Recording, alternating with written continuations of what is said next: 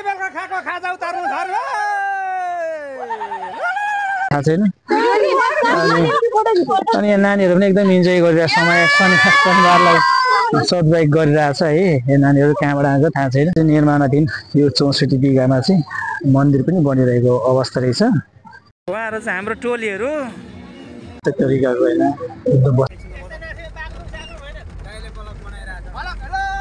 सबैजनालाई शुभ बिहानी नमस्ते सन्चै आरामी हुन्छ होला आज चाहिँ हामी मङ्सिर 13 गतेको दिन पिकनिक जाँदैछौँ अनि मेरो मामु 60 वर्ष पुग्नुभयो म उहाँको छोरा नै पुगिसकेँ 41 वर्ष जति होइन 42-43 अब यस्तै हो उमेर बढ्दै जान्छ मेरो भान्जा पर चाउचाउ फुटाउँदैन बोजू यता हेर्नु त हाम्रो थुलुङ भाषाबाट चाहिँ मिमी भन्छु होइन म चाहिँ थुलुङ अनि हाम्रो बोजू पनि मेरो बोजू पनि थुलुङ नै हुनुहुन्छ मिमी आनु पनि त आनु ल हामी चाहिँ आज साथीहरू कहाँ हेर्दै हुनुहुन्छ मेरो भिडियोलाई होइन हामी आज पिकनिक जाँदैछौँ अब हामी अगाडि पिकनिक सुनसरी जाँदैछौँ भिडियोलाई हामी अगाडि जोइन गर्दै जानेछौँ हिजो बेलुका खाएको खाजा उतार्नु छ रे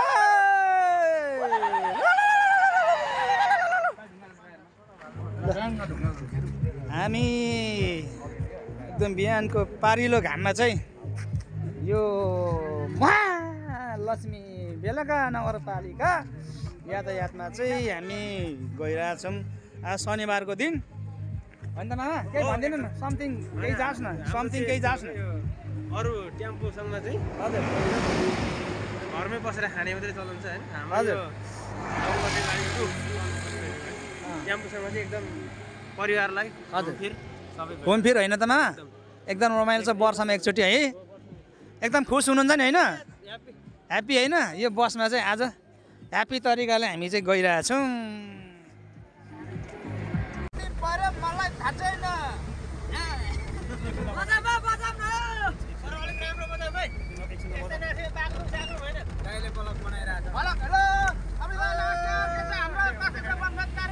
एकछिन नबजा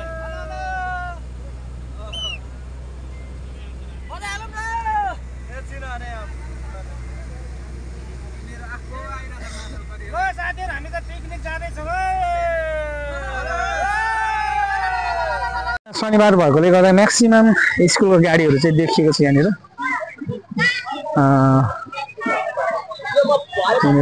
रामधनी नगरपालिका सुनसरी क्लास नम्बर 1 रामधनी नगरपालिका पर्दो रहेछ यो चाहिँ म्याक्सिमम स्कुलको बसहरू देखिरहेको छ त्यही नै हामीले टार्गेट बनाएर आएको जग्गा चाहिँ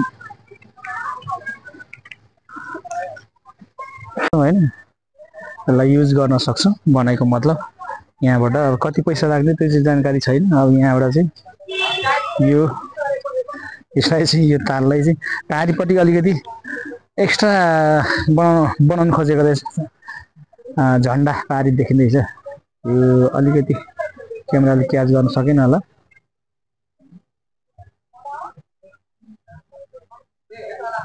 म फेरि त्यहाँ भिडियो पनि कैद गर्छु त्यहाँ गएर दोकान त अगाडि छ अगाडि मात्रै यता छैन दोकान एक्स्ट्रा बनाउनु खोजेको रहेछ यहाँनिर रेलिङ हालेर अगाडि बस्न लायकको पनि बनाइएको छ यहाँनिर है अनि जाँदैछौँ त्यहाँ बस्नलाई टक्कसँगले ट्याक्क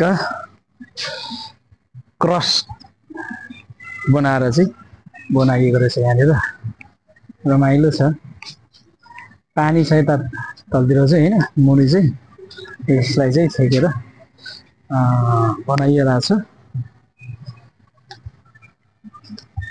एक्स्ट्रा बनाउनु खोजिरहेको रहेछ यहाँनिर साथीहरू तपाईँ इन्जोय गर्न सक्नुहुन्छ यहाँ आएर है बिदाको दिनमा छुट्टीको बेला आफ्नो बाइक परेको समयमा आउन सक्नुहुन्छ तपाईँहरू पनि यो चाहिँ स्विमिङको लागि प्रतीक दुईटा एकजना जेन्ट्स एकजना लेडिज बनाइदिएको रहेछ है एकदमै फ्यान्टास्टिक लाग्यो मलाई तपाईँहरू पनि इन्जोय गर्न सक्नुहुन्छ यहाँनिर आएर यो 64 बिघा जग्गामा चाहिँ अहिले चाहिँ हामी 64 बिघा प्लस रासा ताल पनि भनेर चाहिँ हाम्रो यहाँ फिसिङ पनि गरिदिनु हुन्छ भाइले। यहाँ चाहिँ हामी आज एकदम ताल चाहिँ भयङ्करै देखिरहेछ यहाँनिर। कति मिटर जति होला भाइ यो तालको थाहा छैन है, मलाई पनि जानकारी छैन रहेछ। एकदमै चारैतिर सालघारी छ है, सालको रुखै रुख छ। अनि पिकनिक टोलीहरू यत्र तत्र घुमिरहनु भएको छ।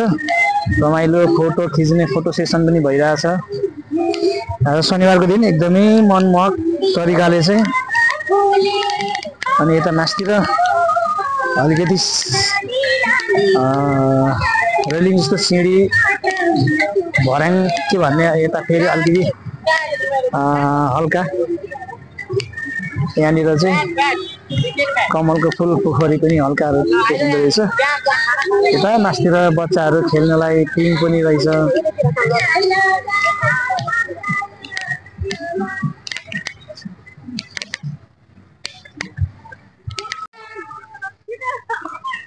यो चाहिँ एकदम यहाँ चाहिँ एकदम बृहत रहेछ यो ताल चाहिँ। यहाँदेखि माथिसम्म छ, लगभग कति मिटर छ यहाँदेखि लम्बाइ त्यो थाहा छैन। अनि यहाँ नानीहरू पनि एकदम इन्जोय गरिरहेको समय शनिबारलाई सदबाइक गरिरहेछ है। यो नानीहरू कहाँबाट आएको थाहा छैन। अनि ल यहाँ चाहिँ एक्स्ट्रा बनाउनु खोजेको रहेछ यो। खासै त्यहाँ युनिक नभए पनि युनिक बनाउनु खोजिएको रहेछ। तालको साइडमा एउटा किनारमा चाहिँ वाल उठाएर एक्स्ट्रा जग्गा निकालेर चाहिँ तालको साइडमा पश्चिमपट्टिको उसमा चाहिँ रुखमाथि झन्डा पनि राखिएको छ। यो झन्डा राखेको रहेछ, एउटा एक्स्ट्रा देखियोस् भनेर होला सायद। हेलो हेलो क्युट चाइल्डहरू, ल यहाँ चाहिँ स्विमिङको लागि एकदमै रेडी अवस्थामा एउटा चाहिँ दुईटा प्रतीक बनाइएको रहेछ सिमेन्टको। अनि नानीहरू चाहिँ त्यहाँनिर गएर बसिरहेको छ।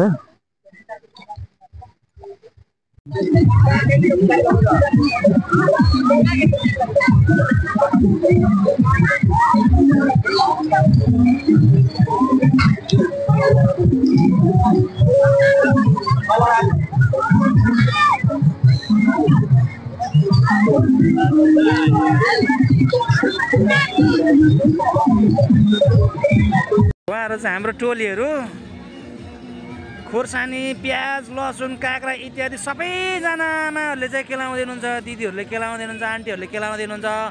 एकदम रमाइलो भइरहेछ हाम्रो टोलीहरूको होइन। एकदम फ्यान्टास्टिक फ्याबुलस भइरहेछ के।